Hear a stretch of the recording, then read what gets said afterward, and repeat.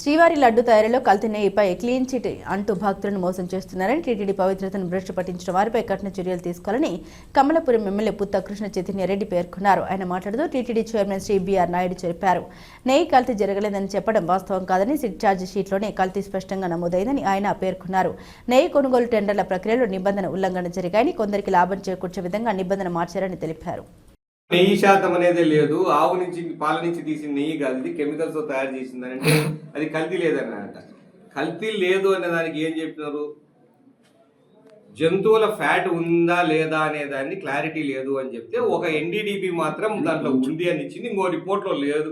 అది ఉందా లేదో పూర్తిగా నిర్ధారణ కాలేదని ఒక రిపోర్ట్లో వచ్చింది. ఏది జంతువుల కొవ్వు సంబంధించి. ఎన్డీడీబీ రిపోర్ట్లో మాత్రం ఖచ్చితంగా ఉంది అని వచ్చింది. 2 రిపోర్ట్స్ తీస్తే ఒక దాంట్లో ఉందో లేదో తెలియదని చెప్పింది. అది ఉందో లేదో తెలియదని చెప్పిందని చెప్పి లేదు అని అన్నారు, ఊరికి అపనిందలు వేశారు. ఇంకో రిపోర్ట్ ఇచ్చింది కదా, ఎన్డీడీబీ అనేది ప్రామినెంట్ కంపెనీయే కదా, అది కూడా దాని ద్వారా వచ్చిందే కదా. And more over a SIT report కానీ ఇవన్నీ కూడా ఏమని చెప్పింది, పూర్తిగా దీంట్లో నెయ్యి అనేదే లేదు, అన్ని కెమికల్స్తో తయారు చేసిందే అని అంత క్లియర్గా రిపోర్ట్ ఇస్తే కల్తీ జరగలేదని టెంకాయ కొట్టుకుంటున్నారంటే ఇంతకన్నా నీచం, ఇంతకన్నా దరిద్రం ఏమన్నా ఉందా? జంతు కొవ్వు దాంట్లో ఉందా లేదో నిర్ధారించలేము అని ఒక రిపోర్టును పట్టుకొని కల్తీ లేదని చెప్తారా? అంటే మీకు అది కూడా ఉండాలనే మీ ఉద్దేశం? ఇంతకన్నా దిగజారుడు. నెయ్యి లేదయ్యా, నెయ్యే కాదయ్యా అని రిపోర్ట్లు ఇస్తే కల్తీ నెయ్యి లేదు, దీంట్లో నెయ్యే కానప్పుడు కల్తీ ఎట్లయితుంది అంటున్నాడు ఆయన సజ్జల. నెయ్యే కానప్పుడు దీంట్లో కల్తీ ఎట్లయితుంది అంటున్నాడు. అంటే ఇంకా దాని మీద మీరు ఎంత నీచంగా మాట్లాడుతున్నారో, ఎంత తెలివి లేకుండా మాట్లాడుతున్నారో మీరు అర్థం చేసుకోవాలా. ఇవన్నీ మాట్లాడుతూ నిన్న కూడా ఒక మాట చెప్తారు ఆయన, నేను ఎక్కడో వీడియో చూసిన. ఇప్పుడు ఎలక్షన్లు పెడితే 99% వస్తుందంట.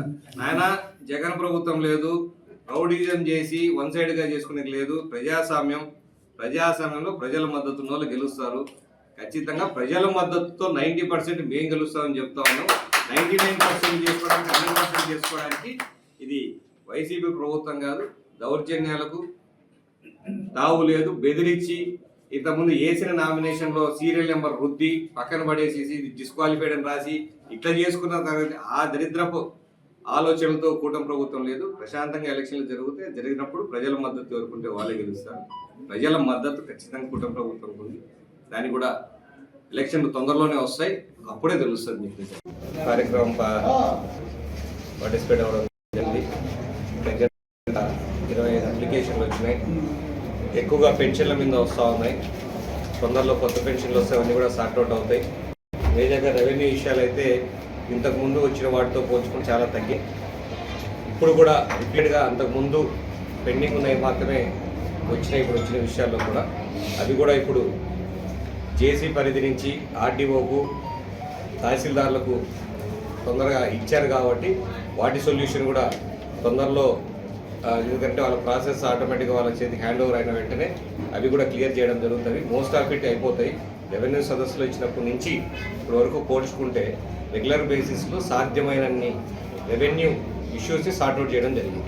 ఇంతకుముందు ఎప్పుడూ జరగనంత స్పీడ్గా, ఎప్పుడు జరగనంత పద్ధతిగా ప్రజలకు వాళ్ళ దగ్గరికి పోయి మీకేం కావాలని అడిగి తెలుసుకొని సమస్యలు, అంటే వాళ్ళు వస్తే సమస్యలు తీర్చడం కాదు, వాళ్ళ దగ్గరికి పోయి ఏం కావాలని తెలుసుకొని వాళ్ళ సమస్యలు తీర్చే విధానంలో జరుగుతూ ఉంది. ఇంత పద్ధతిగా జరిగిన దాఖలాలు ఇంతకుముందు ఏ గవర్నమెంట్లో జరగల. రెవెన్యూ క్లినిక్స్ పెడతా ఉన్నారు. రెవెన్యూ క్లినిక్స్ పెట్టి A to Z A department ఎవరి దగ్గర పెండింగ్ ఉంది, సర్వేయర్ దగ్గర ఉందా, వీఆర్ఓ దగ్గర ఉందా, ఎక్కడున్నాయి కనుక్కొని దాన్ని చేసి కంప్లీట్ చేసే పద్ధతిలో జరుగుతూ ఉన్న ఇష్యూస్ అన్ని కూడా ఇంత మేము రైజ్ చేసిన SMRFలో ఇక్కడ PGRS ఈ మండలం సంబంధించినవి కూడా 69 ఇష్యూస్ వస్తే దగ్గరికి 57 క్లోజ్ చేయడం జరిగింది.